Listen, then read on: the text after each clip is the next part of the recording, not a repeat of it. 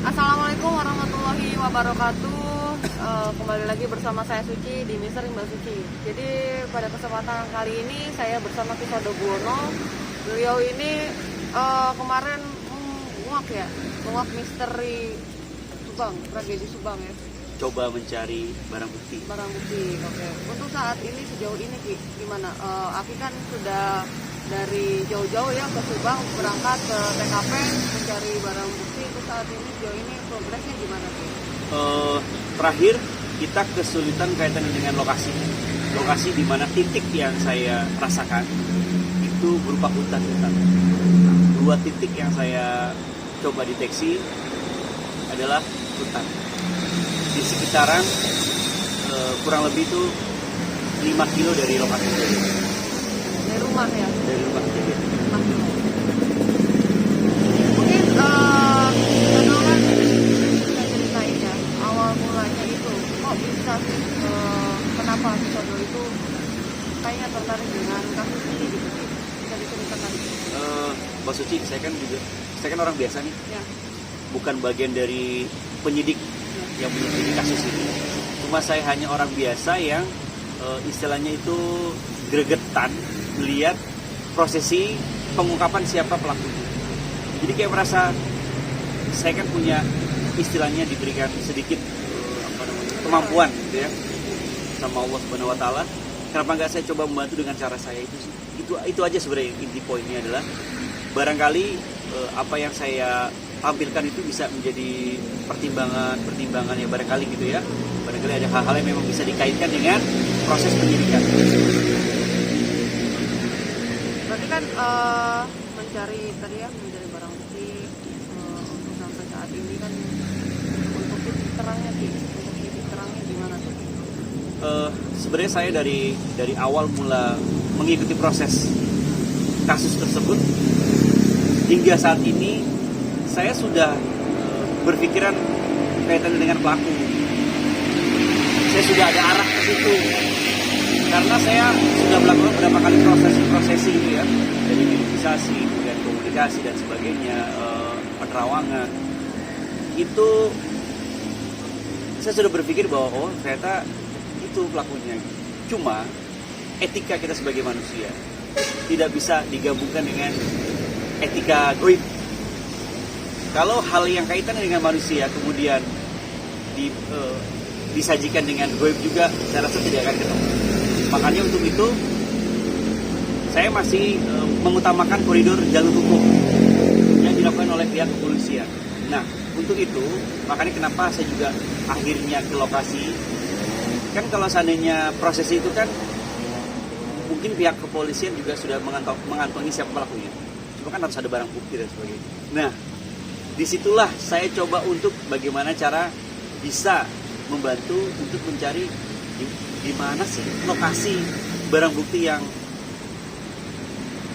dihilangkan oleh terduga pelaku, yaitu handphone yang dimiliki oleh almarhum Amalia. Itu jadi makanya wah, kalaupun saya bicara misalnya pelakunya si A si B, kan saya nggak punya bukti ya, karena bukti saya adalah penerawan web, nggak bisa dipakai. Tapi kalau saya bisa membantu di mana titik lokasinya, saya tunjukkan, Pak, saya lokasi di situ, coba dilihat, oh ternyata benar lah. Itu kan sebagai istilahnya bekal ya. Wah, udah ada barang bukti, otomatis mau nggak mau dia bisa ditangkap. Kemarin juga kan saya lihatnya Kisodo ini sudah membawa atau mengambil tanah di TKP ya. Itu gimana sih? Mungkin bisa diceritain pada saat prosesi pengambilan tanahnya mungkin, atau ada gangguan-gangguan apa? Ya mungkin dari perjalanan menuju ke TKP ada gangguan atau apa gimana? Untuk sejauh ini lancar aja apa banyak gangguan-gangguannya Ki? Yang jelas saat di sana itu untuk gangguan dalam arti perjalanannya normalnya nggak ada. Cuma karena saya mulai perjalanan dan langsung melakukan komunikasi, mendeteksi bau energi yang sering saya coba komunikasikan di rumah, bau istilahnya itu bau dari pelaku-pelaku tersebut. Jadi saat saya berangkat itu pun saat sampai di daerah Subang, mau ke arah setelah alun-alun, setelah alun-alun Subang itu, mungkin teman-teman yang Subang tahu nih, setelah alun-alun itu kan udah mulai perbukitan tuh. Baru masuk perbukitan itu aja, tepatnya di kalau salah Rangga Wulung ya, Ronggo Wulung kalau salah itu.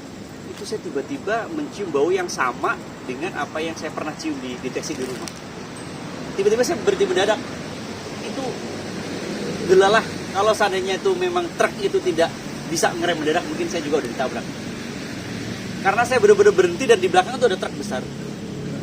Dan itu sangat buat kaget teman-teman yang di mobil. Saya juga mohon maaf sebetulnya, karena tiba-tiba bau itu kecium, akhirnya saya berhenti dan menandai tempat tersebut. Nah, kemudian berjalan lagi kurang lebih sekitar 3 kilo sampai 4 kilo ya. Itu ketemu bau yang sama lagi di titik itu. Tapi saya tidak turun.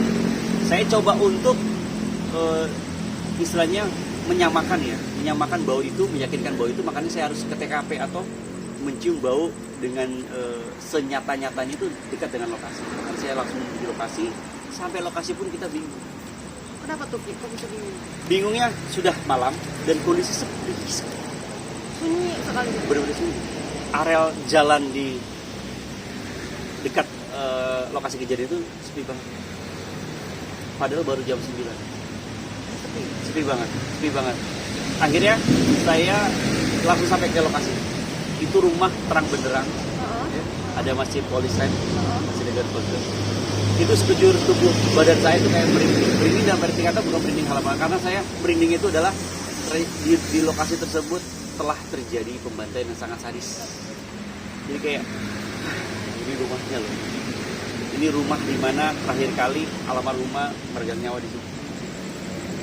Nah, kita sempat bolak-balik muter gitu kayak bingung. Akhirnya saya putuskan untuk mengambil tanah yang dekat dengan sekitar rumah tersebut, karena kalau di rumah tersebut saya takut mengganggu prosesi penyidikan dan takut juga ada mungkin warga yang lewat terganggu kemudian menjadi perhatian. Makanya saya sekitar 50 sampai 100 meter dari rumah kejadian tersebut saya ambil sampel tanahnya. Ini sisanya. Bisa ditunjukkan Ki? Ini sisanya. Jadi prosesi sudah saya lakukan, jadi ini sisanya saya bawa pulang sebagai apa istilahnya ya, bekal saya untuk berkomunikasi lebih lanjut nantinya di rumah ini. Dan saya bawa ini sisa tanahnya. Oke, bisa ditunjukkan Ki ke teman-teman. Oke teman-teman, ini adalah tanah dari TKP ya. Jadi Kisodo mengambil tanah sekitar 50 meter dari TKP ya. Jadi untuk bisa lebih tindak lanjuti lagi itu. Kalau untuk secara kegoibannya ya, energinya gitu. Jadi begitu Mbak Suci. Jadi sampai di lokasi itu kayak berasa kayak benar-benar kita masuk ke tempat lain. Jadi seperti kayak alam lain gitu ya? Alam lain, kayak merasa kayak ada faktor energi yang memang menyelimuti wilayah itu. Mungkin energi positif atau negatif sih? Firasat saya itu semacam kayak energi marah. Auranya seperti amarah? Mungkin dari aura korban. Jadi kayak merasa kayak aura marah dan ketakutan gitu. Jadi kita masuk ke situ tuh kayak gimana sih? Oh gitu. Teman-teman merasakan hal yang sama. Tapi kalau misalkan untuk dari aura yang luar ya, bukan dari korban, itu gimana? Kalau untuk sekitaran energi jin yang ada di wilayah atau energi goib yang ada di wilayah lokasi tersebut sebenarnya normal-normal saja. Cuma energi pembantaian itu yang membuat suasana jadi kayak mencekam di rasa. Mencekam banget ya. Jadi memang dari suasana tragedi itu ya, pembantaian itu. Nah, ini teman-teman saya aja ya, ibarat katanya itu diceritain sama Kisodo luar biasa ya. Dari tadi emang ini pada saat Kisodo menceritakan pas di TKP gimana pada saat ngambil tanah itu, lalu Kisodo itu bilang tadi sepertinya mencekam banget gitu ya, jadi tegang banget gitu ya teman-teman, ini tegang banget ya karena ini nggak main-main ya kasusnya ya. Istrinya belum terungkap. Oke ya, buat teman-teman ya. Mungkin nanti kita akan lanjut ya, nanti ada lagi part 2 lah ya, part 2 kita akan proses coba secara goibnya menggunakan tanah ini ya, tanah yang diambil dari TKP ya. Oke, seperti mediumisasi sebenarnya. Boleh, nanti kita akan ada proses mediumisasi habis ini ya, menggunakan tanah ini teman-teman. Sebagai sempel energi. Nah, Untuk Kisodo, terima kasih banyak ya Kisodo. Sama-sama Mbak Suci. Nanti kita lanjut nanti ya. Lanjut kita lanjut. Di Jadi stasiun. jangan kemana-mana ya teman-teman. Ya, pokoknya teman-teman ikutin terus, pantau terus, nanti ada di channel Misteri Mbak Suci, Kisodo Buwono dan Monogram Produksinya. Nanti dibagi beberapa part ya teman-teman. Oke, terima kasih banyak dulu semuanya. Saya dan Kisodo pamit undur diri. Wabillahi taufiq wal hidayah. Wassalamualaikum warahmatullahi wabarakatuh.